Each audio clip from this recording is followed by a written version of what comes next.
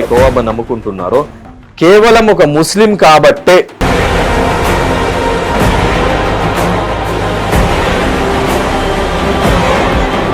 అంటే ఇక్కడ మీరు కేవలం ఒక ముస్లిం కాబట్టే అని అంటున్నారు. మరి బంగ్లాదేశ్ కు సంబంధించి ఒక హిందువును అందరు ముస్లింలు కలిసి అట్లా కాల్చడం ఎంత వరకు కరెక్ట్ అంటారు? అరబీ పేర్లు పెట్టేసి బీఫ్ ఎక్స్పోర్ట్ చేసే వాళ్ళు ఉన్నారో వాళ్ళు ముస్లిమ్స్ కన్నా ఎక్కువ కంపెనీస్ ఎవరైతే నడుపుతున్నారో వాళ్ళు హిందూ సోదరులు నడుపుతున్నారు. నమస్తే, వెల్కమ్ టు హిట్ టీవీ. నేను మీ శ్వేత గంగాధర్.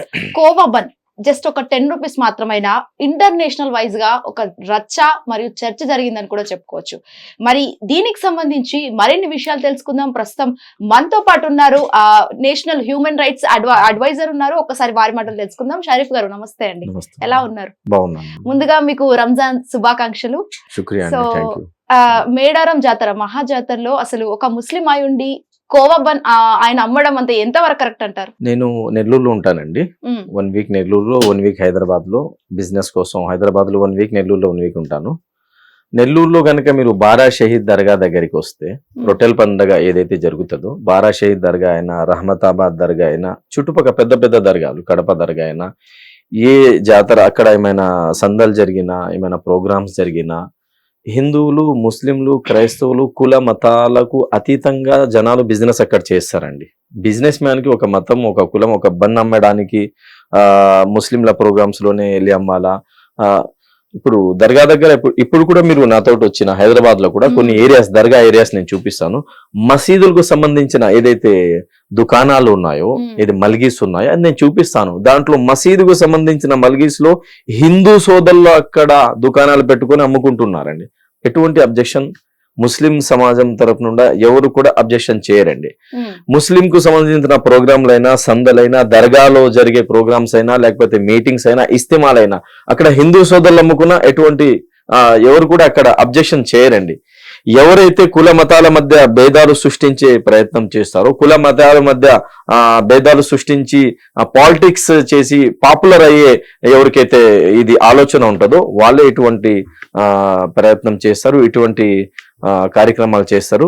మానవత్వం ఉన్న ఏ వ్యక్తి కూడా, ఏ మతానికి సంబంధించిన వ్యక్తి అయినా, ఏ కులానికి సంబంధించిన వ్యక్తి అయినా పిల్లల్ని పోషించడం కోసం ఎవరైతే కష్టపడతారో వాళ్ళకి సపోర్ట్ చేయాలా. వాళ్ళకు ఇలాంటి ఏదైతే కోవా బన్ వలీకి అక్కడ సతాయించి ఏదైతే ఇది చేశారో అలాంటి కార్యక్రమాలు చేయకూడదండి. మీరు కనుక ఒకసారి చూసుకుంటే, వలీకి ఏదైతే ఎక్స్పైరీ డేట్ గురించి అడిగారో, అతను మీరు తింటారా, పిల్లలు తినిపిస్తారా అంటే ఆ తినే వీడియో ఒకసారి మీరు చూడండి, కళ్ళలో నుంచి నీళ్లు వస్తాయండి. అతనికి ఏం తెలియదు. రోజుకు ఒక 500-1000 రూపాయలు సంపాదించుకొని పిల్లల్ని పోషించే పనులు హిందూ చేసినా, ముస్లిం చేసినా, క్రైస్తవ చేసినా వాళ్ళకి మేము సపోర్ట్ చేయాలి. కానీ వాళ్లకు మేము బెదిరించి వాళ్ళపైన ఇలాంటి వ్యాఖ్యలు చేయడం అనేది, ఇది దేవుడు కూడా దీనికి ఇష్టపడదండి. మానవత్వం ఉన్న ఏ వ్యక్తి కూడా దీన్ని సపోర్ట్ చేయడండి. Okay, right. అంటే ఇదే సంబంధించి కోవా బన్ కి సంబంధించి ఆయన వ్యాపారం ఎవరైతే ఉన్నారో భాష అనే వ్యక్తి కూడా చనిపోవడం జరిగింది. ఇప్పుడు 2 ఆడపిల్లలంట. అసలు వాళ్ళ పరిస్థితి చాలా బాధాకరమైన విషయం అండి. నేను కూడా ఒక 2 days లో భాషా గారి వాళ్ళ ఇంటికి వెళ్ళడానికి ప్రయత్నిస్తున్నాను. రంజాన్ మాసం కదా, చాలా బాధాకరమైన విషయం. వాళ్ళు అది అమ్ముకుంటే వాళ్ళ జీవితం గడుస్తుందండి. రైట్. రోజానా 500-1000 రూపాయలు వాళ్ళు సంపాదిస్తే వాళ్ళ పిల్లలకు వాళ్ళు పోషిస్తారండి. ఏ మతానికి సంబంధించి వాళ్ళకు కోసిన రక్తం వస్తుంది, మీకు కోసిన అదే రక్తం వస్తుంది, నాకు కోసిన అదే బ్లడ్ వస్తుందండి. రీసెంట్లీ మొన్న బారా షహీద్ దర్గా దగ్గర సయ్యద్ సమీ హుసేని గారు, ఎవరైతే మీరు మీడియాలో చూస్తుంటారో, అతను కూడా వీడియో చేశారు. హిందూ సోదరులు దర్గా దగ్గరకు వచ్చి కోవా బన్ అమ్ముతున్నారండి. కోవా బన్ ఒక ముస్లింలకు సంబంధించిన వ్యాపారం అయితే కాదు కదా. ఈ మొబైల్ ఉన్నారు, ఎవరో ఈ మొబైల్ సృష్టించారు, మేము ముస్లిమ్స్, మేము కూడా కొంటాము. ఎవరు తయారు చేశారని మేము చూడమండి. ఈ వాచ్ ఎవరో సృష్టించాడు, ఎవరో చేశారు, అది ఏ కులానికి, ఏ మతానికి సంబంధించి మేము అది చూడమండి. భూమిలో నుంచి వచ్చే నీరు ఇది హిందువుల భూమి నుంచి వస్తుంది, ఆ ముస్లింల భూమి. హిందూ సోదరుల ఇళ్లలో ముస్లింస్ ఉంటారు, వాళ్ళ మోటార్ల నుంచి నీళ్ళు వస్తే మేము తాగుతామండి. ముస్లిం సోదరుల ఇళ్లలో బాడీకి ఒకవేళ హిందూ సోదరులు ఉంటే అరే అది ఆలోచించాం కదా మేము. పాలు ఇచ్చే బర్రె ఏదైతే పాలిస్తుందో అది ముస్లింలు పెంచుతున్నారా, హిందూ పెంచుతున్నారా? డైరీ ఫామ్ లో ముస్లింస్ కూడా పాలేసి తీసుకెళ్లి ఇస్తుంటారు, హిందూస్ కూడా ఇస్తుంటారు, క్రైస్తవులు కూడా ఇస్తుంటారు. కుల మతాలకు అతీతంగా ఒక పాలు కొనేటప్పుడు మేము కులం అడగము. ఈ ముస్లిం పెంచిన బర్రె ఇచ్చిందా, హిందూ పెంచిన బర్రె ఇచ్చిందా, క్రైస్తవుల పెంచిన బర్రె ఇచ్చిందని పాల గురించి మేము ఆలోచించము. వాటర్ బాటిల్ కొనేటప్పుడు ఈ ఎవరి తయారు చేశాడని మేము కులము మతము ఎలాగైతే ఆలోచించమో అలా కూడా ఇక్కడ కుల మతాలకు అతీతంగా భారతదేశంలో హిందూ, ముస్లిం, క్రైస్తవు, సిక్ సోదరుల మన పూర్వీకులు పెద్దవాళ్ళు ఎవరైతే ఉన్నారో వాళ్ళ అందరూ కలిసి పోరాటం చేసి బ్రిటిష్ ఇక్కడి నుంచి తరిమి కొట్టి ఈ భారతదేశానికి స్వాతంత్రం మేము తెచ్చాము. అందరి ఎవరైతే త్యాగాలు ఈ భారతదేశ స్వాతంత్రంలో ఉన్నాయి, మేము అందరం కలిసిమెలిసి ఉంటామని మన దేశం ఏదైతే ఉందో ఇది మంచిగా డెవలప్ అవుతుంది. కొట్టుకొని సస్తే ఇక్కడ భారతదేశం నాశనం అయ్యే తప్ప ఇంకా ఏం దారి లేదండి. అంటే చాలా వరకు అంటే డిమార్ట్ లో కావచ్చు, మాల్స్ లో కావచ్చు, అక్కడ కూడా ఎక్స్పైరీ డేట్ ఉంటుంది కోవా బన్ కి. మరి ఈ చిరు వ్యాపారస్తులు ఎవరైతే ఉన్నారో వాళ్ళ దగ్గర కోవా బన్ కి ఎక్స్పైరీ డేట్ లేకుండా కూడా అమ్ముతున్నారు. మరి ఏది అని చిన్న మాట అండి. ఇప్పుడు మీరు సమోసాలు కొంటారండి, ఒక బండి పైన ఒక మనిషి సమోసాలు అమ్ముతాడు, ఆ సమోసా పైన ఎక్స్పైరీ డేట్ ఉండదండి. స్ట్రీట్ ఫుడ్ ఏదైతే ఉందో దానికి ఎక్స్పైరీ డేట్ ఉండదు. పానీపూరి ఎక్స్పైరీ డేట్ ఉండదు, సమోసా ఎక్స్పైరీ డేట్ ఉండదు. అలాగే బోండాలు, బజ్జీలు రోడ్ల పైన అమ్మే వాళ్ళు దానికి ఎక్స్పైరీ డేట్ ఉండదు. ఉస్మానియా బిస్కెట్స్ ఇది టీ షాప్స్ లో, కేఫ్స్ లో మీరు టీ తాగడానికి కేఫ్స్కి వెళ్ళిన అక్కడ చూడండి, దానిపైన కూడా ఎక్స్పైరీ డేట్ ఉండదండి. నేను ఒక రిక్వెస్ట్ కూడా వీళ్ళకి చేస్తున్నా, కోవా బన్ ఎవరైతే అమ్ముతున్నారో ఏ బేకరీలో అయితే మీరు తీసుకుంటున్నారో ఆ బేకరీ వాళ్ళకు నెక్స్ట్ నుంచి చెప్పండి, ఎలాగైతే బ్రెడ్ ప్యాకెట్ పైన ఎక్స్పైరీ డేట్ ఉంటుందో అలాగే కోవా ఏదైతే బన్ ఉన్నదో ఆ ₹2 ఆ బన్ ఉంటదండి, ఆ ₹2 కోవా దానికి తగిలిచ్చి వాళ్ళు ₹5, ₹4 లాభం కోసం అమ్ముకుంటున్నారు పిల్లల్ని పోషించడం కోసం. అలాంటి వాళ్ళకి మేము సపోర్ట్ చేయాలా. వీళ్ళకు ఒక చిన్న నా సలహా ఏమిటంటే, ఒలీకైనా వాళ్ళ ఫ్యామిలీస్ ఎవరైతే కోవా బన్ అమ్ముకుంటున్నారో నెక్స్ట్ నుంచి బ్రెడ్ ప్యాకెట్ పైన ఏదైతే బ్రెడ్ ప్యాకెట్ ఉంటుందో దానిపైన ఎక్స్పైరీ డేట్ ఉంటుంది, 15 days ఉంటుంది, 1 week ఉంటుంది, 10 రోజులు ఉంటుందని. అలాగే ఈ బేకరీ వాళ్ళు ఎవరైతే ఉన్నారో బన్ తయారు చేసే బేకరీ వాళ్ళు నెక్స్ట్ నుంచి దానిపైన ఎక్స్పైరీ డేట్ కూడా వేసి గనక వాళ్ళకి ఇస్తే వాళ్ళు ఇలాంటి చోట ఇటువంటి ఇబ్బందులు వాళ్ళకి రావండి. నెక్స్ట్ నుంచి వలి వాళ్ళ ఫ్యామిలీ అయినా ఎవరైతే కోవా బన్ అమ్ముతున్నారో వాళ్ళందరితో నా అడ్వైజ్ ఏంటంటే, వాళ్ళు నెక్స్ట్ నుంచి ఆ బన్ తీసుకునేటప్పుడు ఆ బేకరీ వాళ్ళకి చెప్పాలా, మీరు బన్ ఏదైతే ఇస్తున్నారో ఎక్స్పైరీ డేట్ మాకు దానిపైన ఏసి మీ బేకరీ పేరు కూడా దాంట్లో ఎలాగైతే ఫుడ్ ఫసాయి లైసెన్స్ వాళ్ళ ఫుడ్ డిపార్ట్మెంట్ వల్ల ఏదైతే ఖానూన్ ఉందో ఆ ఖానూన్ ప్రకారంగా గనక ఇస్తే ఎటువంటి ఇబ్బంది రాదండి. అదే నా సలహా కూడా వాళ్ళకి అదే. నెక్స్ట్ నుంచి అలాగే చేస్తే బాగుంటది. ఇంకా మీరు గనక స్ట్రీట్ ఫుడ్ గనక చూస్తే ఏదైతే జాతరలో, ఏ జాతర తెలుగులో, మేడారం జాతరలో ఒకవేళ ఇప్పుడు కెమెరా అక్కడ సీసీ కెమెరాస్ కనుక మేము చెక్ చేసుకుంటే మేడారం జాతరలో కోవా బన్ అమ్ముకుండే వాళ్ళు, బఠానీలు అమ్ముకుండే వాళ్ళు, అక్కడ టీ అమ్ముకుండే వాళ్ళు, అక్కడ బిస్కెట్స్ అమ్ముకుండే వాళ్ళు, అక్కడ సమోసాలు అమ్ముకుండే వాళ్ళు, అక్కడ పానీపూరి అమ్ముకుండే వాళ్ళు, కొన్ని వేల సంఖ్యలో అక్కడ దుకాణాలు ఉండవచ్చండి. పూర్తిగా ఒకవేళ మేము చెక్ చేసుకుంటే ఎక్కడ కూడా బిస్కెట్ ప్యాకెట్ పైన ఏదైతే ₹2, ₹3 బిస్కెట్ ప్యాకెట్ అక్కడ వాళ్ళు అమ్ముతారో కేఫ్ లో దానిపైన ఎక్స్పైరీ డేట్ ఉండదండి. అక్కడ బజ్జీలు అమ్మే వాళ్ళు దానిపైన ఎక్స్పైరీ డేట్ ఉండదు, సమోసాలు అమ్మే వాళ్ళు ఎక్స్పైరీ డేట్ ఉండదు, అక్కడ ఇంకా బఠానీలు అమ్ముకునే వాళ్ళు ఎక్స్పైరీ డేట్ ఉండదండి. కేవలం ఒక ముస్లిం కాబట్టే ఏదైతే ఆ బాలాజీ అనే వ్యక్తి రిపోర్టర్ ఏదైతే ఉందో కేవలం ఒక ముస్లిం కాబట్టే అతను ఫేమస్ కావడానికి ఈ ముస్లింకి టార్గెట్ చేశాడు, అంత తప్ప ఇంకేం లేదండి. ఎక్స్పైరీ డేట్ గురించి కనుక మాట్లాడితే ఇప్పుడు మీరు పెద్ద పెద్ద హోటల్స్ లో, పెద్ద పెద్ద రెస్టారెంట్ లో, అక్కడ ఆ మేళాలో ఏదైతే జాతర జరిగిందో ఆ జాతరలో కనుక చూసుకుంటే కొన్ని వేల దుకాణాలు ఇప్పుడు కూడా డిపార్ట్మెంట్ వాళ్ళకి తీసుకెళ్లి మీరు చెకప్ చేయండి అండి. ఒక్క దుకాణంలో ఈ సమోసాలు అమ్మేవాళ్ళు, ఈ బిస్కెట్లు అమ్మేవాళ్ళు ఒక్క దానిపైన కూడా ఎక్స్పైరీ డేట్ ఉందండి. అంటే ఇక్కడ మీరు కేవలం ఒక ముస్లిం కాబట్టి అని అంటున్నారు. మరి బంగ్లాదేశ్ కు సంబంధించి ఒక హిందువును అందరు ముస్లింలు కలిసి అట్లా కాల్చడం ఎంత వరకు కరెక్ట్ అంటారు? అది చాలా తప్పు అండి. దానికి మేము ఖండించాము. మసీదులు బయట మేము నెల్లూరులో బంగ్లాదేశ్ లో ఏదైతే ముస్లింల పైన అటాక్ జరిగిందో దానికి మేము ఖండించామండి. ముస్లిమ్స్ అయినా, క్రైస్తవులైనా, సిక్కులైనా, ఏ మతానికి సంబంధించిన వ్యక్తికైనా, ఏ కంట్రీలో అయినా ఒకవేళ వాళ్ళపైన జులుం జరిగితే, అన్యాయం జరిగితే దానికి మేము ఖండించాలా, అల్లా దగ్గరికి వెళ్ళి, సృష్టికర్త దైవం దగ్గరికి వెళ్ళి మేము జవాబు ఇవ్వాలా. అందువల్ల దానికి కూడా మేము ఖండించామండి. బంగ్లాదేశ్ లోనే కాదు, సౌదీ అరబ్ లో ఎక్కడైనా ఏ మతానికి, కులానికి సంబంధించిన వ్యక్తికైనా అన్యాయం జరిగితే దేవుడు మాకు చెప్తున్నాడు, ఆ అన్యాయం కోసం, వాడి న్యాయం కోసం మీరు నోరిప్పండి, గలం ఇప్పండి, వాళ్ళకు సపోర్ట్ చేయండి అని సృష్టికర్త దైవం మాకు చెప్తున్నారు. ఖురాన్ లో స్పష్టంగా మన్ ఖతల నఫ్సం బిగైరి నఫ్సిన్ ఔ ఫసాదిన్ ఫిల్ అర్ది ఫకన్నమా ఖతల అన్నాస జమియా, ఒక మనిషికి చంపితే సర్వ మానవాళికి చంపినంత వాడికి శిక్ష అల్లా సుబ్హానహు వ తఆలా ఇస్తాన, సర్వ మానవాళికి చంపినంత పాపం వాడికి వస్తుందని సృష్టికర్త అయిన దైవం ఖురాన్ లో తెలియజేస్తున్నారండి. అక్కడే కాదు, ఎక్కడైనా ఏ మతానికి ఏ కులానికి సంబంధించిన వ్యక్తి తప్పు చేసినా దానికి మేము ఖండిస్తూ ఉంటాము, ఖండించాము, ఎల్లప్పుడూ కూడా ఖండిస్తూనే అంటే ఉంటాము. ఇక్కడే ఖురాన్ కి సంబంధించి మీరు మాట్లాడుతున్నారు, ఒక మనిషిని చంపితే అంటున్నారు. మరి అటు ఓల్డ్ సిటీ అటు అవన్నీ వెళ్తే అంటే మేము దేవుడిగా భావించే ఆవులను వాటిని చంపి అమ్ముతున్నారు, మరి దానికి ఏమంటారు? ఆవుల గురించి ఏదైతే ఉందో దారుల్ ఉలూమ్ దేవబంద్ ఒక ఇస్లామిక్ యూనివర్సిటీ అండి భారతదేశంలో. దారుల్ ఉలూమ్ దేవబంద్ కు సంబంధించిన ఒక ఫత్వా ఏదైతే ఉందో ఈ ఫత్వాని ఆల్ ఓవర్ వరల్డ్ లో కూడా చాలా మంది ఫాలో చేస్తారు, భారతదేశంలో చాలా మంది ఫాలో చేస్తారు. అలాగే జామియా నిజామియా హైదరాబాద్ కు సంబంధించిన ఒక పెద్ద యూనివర్సిటీ ఏదైతే ఉందో ఇస్లామిక్ యూనివర్సిటీ, దాని ఫత్వా కూడా ముస్లిం ఫాలో చేస్తారండి. దారుల్ ఉలూమ్ దేవబంద్ ఇస్లామిక్ యూనివర్సిటీ మత గురువులు, జామియా నిజామియాకి సంబంధించిన మత గురువులు, దారుల్ ఉలూమ్ రెహమానియాకి సంబంధించిన మత గురువులు, ఎక్కడైతే పెద్ద పెద్ద ఇస్లామిక్ యూనివర్సిటీస్ ఉన్నాయో వీళ్ళకు సంబంధించిన మత గురువులు అందరూ కూడాను ఏదైతే ఆవు మాంసం ఉన్నదో ఇది తినవాకండి, బక్రీద్ కు సంబంధించిన ఏదైతే పండగ వస్తుందో ఆవు మాంసంని మీరు కోసి మీ పక్కన ఉండే హిందూ సోదరులకు ఇబ్బంది కలిగించవాకండి అని దారుల్ ఉలూమ్ దేవబంద్ కూడా ఫత్వా ఇచ్చింది. నజరతుల్ ఉలమా ఏదైతే ఇస్లామిక్ యూనివర్సిటీలో సెకండ్ స్టేజ్ లో ఉంది అది వాళ్ళు కూడా ఫత్వా ఇచ్చారు. హైదరాబాద్ కు సంబంధించిన పెద్ద పెద్ద ముస్లిం మత గురువులు కూడా జుమ్మా నమాజ్ లో కూడా మేము కూడా జుమ్మా నమాజ్ లో బయాన్లో కూడా స్పీచ్ ఇస్తాము, హిందూ సోదరులకు అయినా ఏ కులానికి ఏ మతానికి సంబంధించిన మా సోదరులకు ఇబ్బంది కలిగే పనులు ఏదైతే ఉన్నా అది మీరు చేయవాకండి, ఆవులని కొయ్యవాకండి అనే ఇదే ఫత్వా మేము కూడా ఇచ్చాము. మదర్సాకు సంబంధించిన పెద్ద పెద్ద మత గురువులు కూడా ఇదే ఇస్తారండి. కాకపోతే గవర్నమెంట్ ఏదైతే ఉందో గవర్నమెంట్ ఇక్కడ ఉండే గవర్నమెంట్ అయినా వీళ్ళు దృష్టి పెట్టాలా, ఎవరైతే ఇలాంటి పనులు చేస్తున్నారో వాళ్ళకి శిక్షించాలా. అది కాక బీఫ్ ఎక్స్పోర్ట్ చేసే కంపెనీస్ ఏదైతే ఉన్నాయో ఎంతో మంది మార్వాడీస్, ఎంతో మంది హిందూ సోదరులు అరబీ నేమ్స్ పెట్టుకొని బయట కంట్రీస్ కి బీఫ్ ఎక్స్పోర్ట్ చేస్తున్నారండి. వాళ్ళు ఆవులు కోసి ఇక్కడి నుంచి ఎక్స్పోర్ట్ చేస్తున్నారు. వాళ్ళపైన కూడా దృష్టి పెట్టి వాళ్ళకు కూడా శిక్ష ఇవ్వాలండి.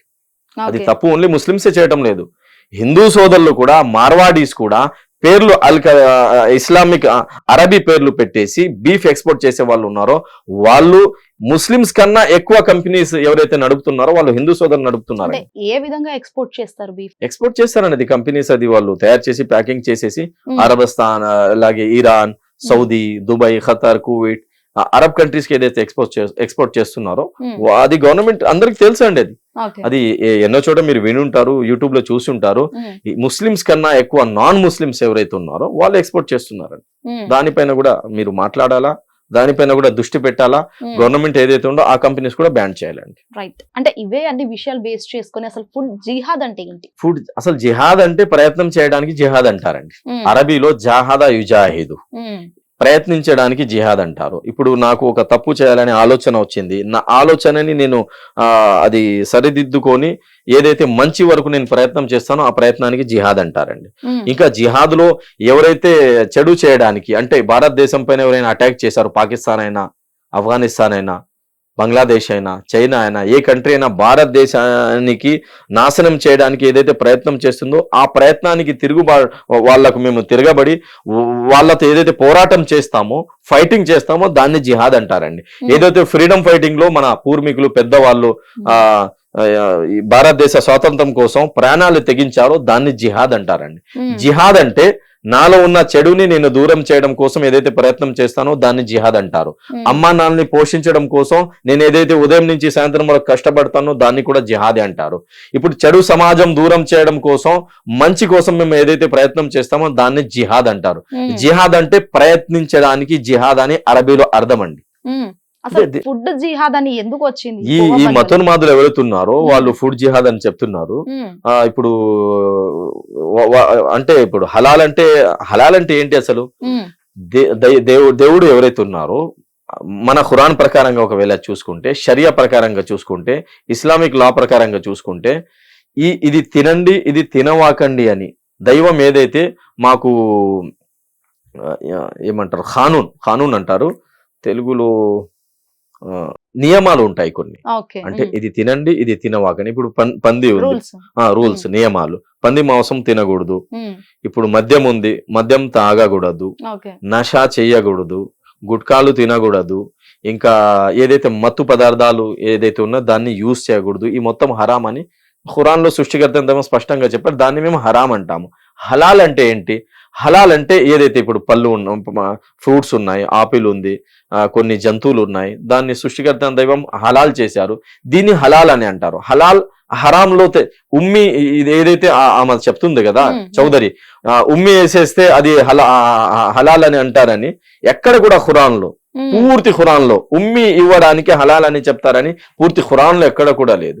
పూర్తి ప్రవక్త గారి జీవితంలో, పూర్తి హదీసుల్లో ప్రవక్త గారు చెప్పిన మాటలకి హదీస్ అంటారు. ఎక్కడ కూడా ఉమ్మి ఇవ్వడంలో హలాల్ అని ఎక్కడ కూడా ప్రవక్త గారు చెప్పలేదు. ఇస్లాం ఏం చెప్తుందంటే శుభ్రత, ప్రతి ఏమంటారు తెలుగులో, పాకి సఫాయి, శుభ్రత ఏదైతే ఉందో మీ ఈమాన్లో సగం ఈమాన్ అని ప్రవక్త ముహమ్మద్ సల్లల్లాహు అలైహి వసల్లం వారు చెప్తున్నారు. అత్తహూరు షత్రుల్ ఈమాన్, శుభ్రత ఆదా ఈమాన్ అంటే మీ విశ్వాసంలో అర విశ్వాసం శుభ్రంగా ఉండండి, శుభ్రతగా ఉండండి, మంచిగా పాకి సాఫీగా ఉండండి, ఏదైతే ప్రవక్త ముహమ్మద్ సల్లల్లాహు అలైహి వసల్లం చెప్తున్నారో అలాగా ఖురాన్లో ఏదైతే ఇది తినండి ఇది తినవాకండి అని చెప్పారో, ఏదైతే తినండి అని చెప్పారో దాన్ని మేము హలాల్ అంటాము, ఏదైతే తినవాకండి అని నియమాలు సృష్టికర్త దైవం చెప్పారో దాన్ని మేము హరాం అంటామండి. ఉమ్మివ్వడంలో హలాల్, ఈ మొత్తం వేష్ మాటలు ఇస్లాం గురించి కావాలని ఇస్లాం పైన వీళ్ళు అపోహలేస్తున్నారు, కావాలని ఇస్లాం పైన వీళ్ళు నిందలేస్తున్నారు. అవసరం ఏముంది ఇస్లాం పైన నిందలు వేయడం? వాళ్ళు ఫేమస్ అవ్వాలంటే ఏదో ఒకటి చేయాలి కదండి. ఒక ముస్లిం ఇప్పుడు నేను ఫేమస్ అవ్వాలంటే హిందువులకు తిడితే, హిందువుల గురించి నేను బ్యాడ్ కామెంట్స్ చేస్తే నేను ఫేమస్ అయిపోతాను. వీళ్ళు ఏంటంటే ముస్లింలకు మేము తిడితే, ముస్లిమ్స్ గురించి ఇస్లాం గురించి నేను ఏదోగా చెప్పేస్తే నేను ఫేమస్ అవుతానని. అతను కూడా బాలాజీ కూడా ఫేమస్ అవ్వడానికి కదా చేసింది. బాలాజీ ఏదైతే ఆ హర్కత్ చేశారో బాలాజీకి 99% ఖండించిన వ్యక్తుల్లో నాన్ ముస్లిమ్స్ ఉన్నారండి. లోకేష్ గారు, కూటమి ప్రభుత్వానికి సంబంధించిన ఒక లోకేష్ గారు, ఒక మినిస్టర్, చంద్రబాబు నాయుడు గారు కుమారుడు, ఎంత మంచిగా మన వలి ఎవరైతే ఉన్నారో వలీకి సపోర్ట్ చేశారు. వలి గురించి స్టేట్మెంట్ ఫేస్బుక్ లో ఇచ్చారు. నేను కూడా వస్తాను, నా తరపున నేను క్షమాపణ అడుగుతున్నాను, నేను కూడా వచ్చి కబాబ్ తింటానని చెప్పారు. అలాగే నాగబాబు ఎవరైతే ఉన్నారో పవన్ కళ్యాణ్ వాళ్ళ బ్రదర్, అతను కూడా వెళ్ళారు, వెళ్ళి అతనికి సంజాయించారు, అతనికి ధైర్యం చెప్పి వచ్చారు. 99% నాన్ ముస్లిమ్స్ హిందూ సోదరులే ఇక్కడ బాలాజీకి ఖండించారు, వలీకి సపోర్ట్ చేశారు. ఇక్కడ మానవత్వం గెలిచిందండి, మతం గెలవలేదు. ఎప్పుడు కూడా మానవత్వం పైన నడిచే వాళ్ళు ఎక్కడ కూడా గెలుస్తారండి. ఇది కావాలని చేసిన మాటే తప్ప కుల మతాలకు అతీతంగా అందరూ కూడా దీన్ని ఖండించారండి. రైట్. షరీఫ్ గారు ఎట్లా అంటే కోవబన్ కి సంబంధించి ఆయన వల్లికి అందరూ అంత మినిస్టర్ పదవిలో ఉన్న వాళ్ళందరూ వచ్చి ఆ సానుభూతి చూపించడం, మాట్లాడడం, దగ్గర తీసుకోవడం, ఎందుకు ఇవన్నీ అంత గ్రేట్ పర్సనాలిటీస్ కూడా వచ్చి ఆయనకు మాత్రమే ఎందుకు సంజాయిషి చెప్తున్నారు? అసలు ఎందుకు సమర్థిస్తున్నారు? ఏమంటారండి, అతను మిడిల్ క్లాస్ అండి, సామాన్యుడు అంటారు కదా, సామాన్యుడేనా తెలుగులో? సామాన్యుడు. అతనికి అంటే పాపం నిన్న ఒక టీవీ ఛానల్ వాళ్ళు ఇంటర్వ్యూ చేశారు. ఆ ఇంటర్వ్యూలో మీకు ఏం కావాలా, ప్రభుత్వం నుంచి ఏమైనా కావాలంటే అసలు ఏం మాట్లాడలేకపోతున్నారండి. అంతా అసలు అతను డైలీ 500 సంపాదించి ఎవరిపైన అయినా ఇబ్బంది జరిగితే పెద్దవాళ్ళు కాదా అందరు ఖండించాలండి. ఇలాగ గనక మార్పు వస్తే వేరేసారి ఎవరు కూడా సామాన్యులు చిన్న వ్యాపారం చేసే వాళ్ళపైన దౌర్జన్యం చేయరండి. ఎంత భయపడ్డాడంటే ఆ వ్యక్తి బెచారా, మీరు వీడియో చూడండి అండి. అతను బంద్ తినేటప్పుడు మీరు గనక ఫేస్ చూస్తే, నేను ఎన్నిసార్లు వీడియో చూసాను అన్నిసార్లు కళ్ళ నుంచి నీళ్ళు వచ్చాయండి. చూడండి ఒకసారి మీరు ఎందుకు గాబరా పడుతున్నారు, ఎందుకు భయపడుతున్నారు, మీ దగ్గర ఆధార్ కార్డు ఉందా అంటే, ఆధార్ కార్డు ఎందుకు తీసుకొని వస్తారండి? మీ దగ్గర ఇప్పుడు ఆధార్ కార్డు ఉందా అండి మీ దగ్గర? ఇప్పుడు మీరు పాన్ కార్డు తెచ్చారు ఆఫీస్కి వచ్చేటప్పుడు అంటే? మీరు మీ కెమెరామెన్స్కి అడగండి, ఇప్పుడు ఇలా జోబులో ఆధార్ కార్డు ఉండదు, పాన్ కార్డు ఉండదు. మీరు ఆఫీస్కి వచ్చారు ఇంటర్వ్యూస్ కోసం, ఇక్కడ మీ ఆఫీస్కి వచ్చారు, మీ జాబ్ కోసం వచ్చారు, పని కోసం వచ్చారు, ఆధార్ కార్డు ఎవరు తెచ్చుకోరండి. నేను కూడా ఇప్పుడు వచ్చేటప్పుడు ఆధార్ కార్డు జోబులో పెట్టుకొని రాలేదండి. ఒక సామాన్యుడు ఒక చిన్న వ్యాపారం చేసుకుని బ్రతికే వాడిపైన ఒక 10 మంది వచ్చి పడితే ఎంత భయపడతారండి మనిషి. ఆ ఎమోషనల్ వీడియో ఏదైతే ఉందో అందరి మనసు తాకిందండి అది. ఇప్పుడు ఎంత పెద్ద వ్యక్తి అయినా, నేనైనా ఒక వీధిలో వెళ్ళేటప్పుడు ఒక 10 కుక్కలు నా ఎంట పడితే ఎంత భయపడతానండి.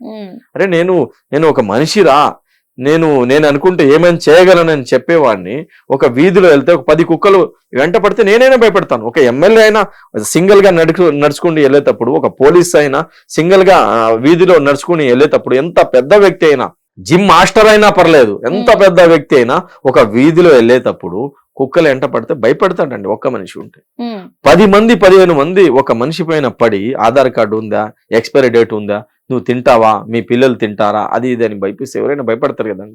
ఆ భయం ఏదైతే ఉందో ఆ వీడియో చాలా మనసుకు తాకిందండి. చాలా ఇబ్బంది అనిపించింది.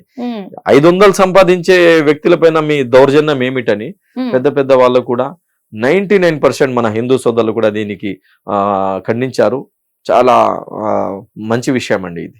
అలాగే ఎవరైతే తప్పులు చేస్తున్నారు హోటల్స్ చూసి మీరు హోటల్స్ లో వెళ్ళండి. 100 రూపాయలకు వచ్చే బిర్యానీ 300 200 అమ్ముతారండి. కొంతమంది మీరు పెద్ద పెద్ద బేకరీస్కి వెళ్ళండి, ఇదే కోవా బన్ 100 రూపాయలకి అమ్మే వాళ్ళు ఉన్నారు, 200 150కి అమ్మే వాళ్ళు కూడా ఉన్నారు. వాళ్ళ గురించి ఎవరు మాట్లాడండి. ఇదే గనక మీరు ఎయిర్పోర్ట్ లో తీసుకోండి, 350 రూపాయలు ఉంటది. ఒక బన్ ఇస్తారు, 2 బన్నులు ఇస్తారు, 350 రూపాయలు తీసుకోండి. జనరల్గా ఏంటంటే ఆ మనిషికి ఏదైతే బెదిరించారో, ఆ మనిషి ఏదైతే భయపడుతూ ఆ కోవా ఏదైతే తిన్నాడో, ఆ ఎమోషనల్ వీడియో మనసుకు తాకింది. నేను లోకేష్ గారికి కూడా, నాగబాబు గారికి కూడా, ఎవరైతే మన హిందూ సోదరులు, ముస్లిం సోదరులు, క్రైస్తవ సోదరులు, మన బ్రదర్స్, మన సిస్టర్స్ మానవత్వం కోసం వాయిస్ ఏమంటారు గలమెత్తారో, మానవత్వం కోసం ముందుకొచ్చి మాట్లాడారో, అందరికి కృతజ్ఞతలు తెలుపుతున్నానండి. అందరికి శుక్రియా అంటున్నాను. అంటే మీరు ఏది జరిగినా కూడా ముస్లిమ్స్ కి సంబంధించి, అంటే నేను చూసినంత వరకు ఏదైనా కానీ యూనిటీగా మాత్రమే పోరాడతారు. మరి వల్లి విషయంలో మీరు ఎందుకని మాట్లాడలేకపోయారు? ఎందుకండి, ముస్లిమ్స్ ఎంతమంది వచ్చి మాట్లాడారు. మన ఫారూక్ షుబ్లీ గారు, ఎవరైతే ఉర్దూ అకాడమీ చైర్మన్ గారు, అతను మాట్లాడారు. అలాగే సయ్యద్ సమీ హుసేని గారు, నెల్లూరు మైనార్టీ లీడర్, అతను మాట్లాడారు. అలాగే ఇంకా పెద్ద పెద్ద ముస్లిం లీడర్స్, మీడియా ఛానల్స్ వాళ్ళు, ఇట్లు మీ జాఫర్ భాయ్ ఎవరైతే రీసెంట్లీ నేను వీడియో చూశాను, అతను ఖండించారు. హైదరాబాద్ నుంచి అసదుద్దీన్ ఓవైసీ గారు ఖండించారు. అలాగే చిన్న చిన్న లీడర్స్, పెద్ద పెద్ద లీడర్స్ మీరు చూసుకోండి. తెలుగు ఛానల్స్ లో గనక చూసుకుంటే బ్రదర్ సిరాజ్ గారైనా, అడ్వకేట్ సాదిక్ అనే వ్యక్తి రీసెంట్లీ వీడియోస్ చేస్తున్న అతనైనా, ఇంకా నెల్లూరు నుంచి చాలా మంది మన మైనారిటీస్ సంబంధించిన లీడర్స్ అందరూ వాయిస్ ఖచ్చితంగా దీనిపైన ఖండించారు, మాట్లాడారు. అలా ఏం లేదు, చాలా మంది దీనిపైన మాట్లాడారు. ఓకే, అంటే యూనిటీ విషయాన్ని పక్కన పెడితే మాత్రం అంత జరిగినప్పటికీ కూడా ఆయన చిరు వ్యాపారస్తుడు కాబట్టి, ఎవరైతే మీరు సదరు రిపోర్టర్ బాలాజీ అన్నారు, ఆయన పైన అతనే కాదండి, ఒక ముస్లిం అనే కాదండి, అదే ప్రాబ్లం ఒక హిందూ సోదరి తో పాటు ఎవరైనా ముస్లిమ్స్ చేసి ఉన్న అప్పుడు కూడా మేము ఖండిస్తామండి. అప్పుడు కూడా అందరు ఖండించాలండి. అక్కడ హిందూ ముస్లిం అని చూడకూడదు, ఒక మనిషికి ఇబ్బంది జరిగిందండి, అది ఆలోచించే బాధ కలిగే మేము వాయిస్ దీనిపైన ఇచ్చాము, మేము ఖండించామండి. అందరు కూడా బాధ కలిగి అందరు ఖండించారండి, ఒక హిందువా ఒక ముస్లిం అని కాదండి. అంటే ఆ సదరు రిపోర్టర్ పై మీరెందుకు కేసు ఫైల్ చేయలేకపోయారు అసలు? ఇప్పుడు దాని గురించి పెద్దోళ్ళు మాట్లాడుతున్నారు, మన లీడర్స్ ఉన్నారు కదా మాట్లాడుతున్నారు. కేసు అవుతుందా లేదా అది ఇంకా పెద్దోళ్ళకి తెలుసండి. ఖచ్చితంగా దానిపైన ఆయన పైన చర్యలు తీసుకోవాలా. ఎవరైతే ఆ బాధతో ఇక్కడ భాషా గారు మృతి చెందారో దాని గురించి ఖచ్చితంగా ఎవరైతే అక్కడ బెదిరించి భయానికి గురి చేశారో వాళ్ళందరికీ ఖచ్చితంగా గవర్నమెంట్, మన డిపార్ట్మెంట్ వాళ్ళు శిక్ష ఇవ్వాలా. భాషా గారి ఫ్యామిలీకి న్యాయం చేయాలి. Right, thank you so much. Hit TV app, ఇందులో short news, live news, entertainment shows, movies, digital magazines తో పాటు మీ జిల్లా వార్తలను కూడా ఫ్రీగా చూడొచ్చు. ఇంకెందుకు ఆలస్యం, వెంటనే హిట్ టీవీ యాప్ ని డౌన్లోడ్ చేసుకుని ఫ్రీగా ఎంటర్టైన్మెంట్ పొందండి. Hit TV app. Hit TV app. Please download hit TV app. Hit TV app ని ఫ్రీగా డౌన్లోడ్ చేసుకుని ఎంజాయ్ చేయండి. మీకు నచ్చిన ఎంటర్టైన్మెంట్ కోసం హిట్ టీవీ యాప్ ని ఫ్రీగా డౌన్లోడ్ చేసుకుని ఎంజాయ్ చేయండి. హిట్ టీవీ యాప్ ని డౌన్లోడ్ చేసుకుని ఆస్వాదించండి, ఆశీర్వదించండి. ఇంతమంది సెలబ్రిటీలు హిట్ టీవీ యాప్ ని డౌన్లోడ్ చేసుకోండి అని చెప్తున్నారంటే ఎంత మంచి యాప్ ఆలోచించండి. అమెరికా అమెరికాలో చదవాలనుకునే వాళ్ళకి విశ్వసనీయమైన పేరు మన శౌర్య కన్సల్టెన్సీ.